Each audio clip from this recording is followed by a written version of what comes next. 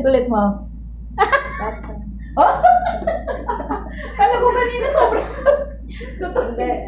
Sa totoo pala si Mama ay ano. Ano ka Diba? ba? Ganun ang mga OFW, di ba? Yan. So, 5 days. Grabe. 5 days na... Plus, Aray ko. plus, Stress. stress. Pero natapos na si It Ma'am. is squeeze. Yes. At saka ano, alam ko nagagalit ko sa akin eh. Pero, Ay, hindi ko magagalit. Ganito.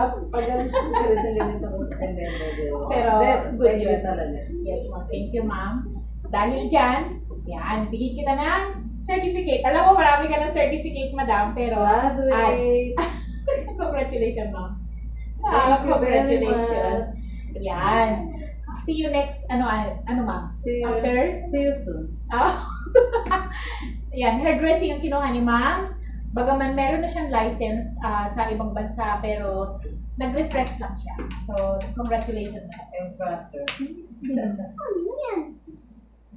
Okay lang po yan. Sana hindi na po yung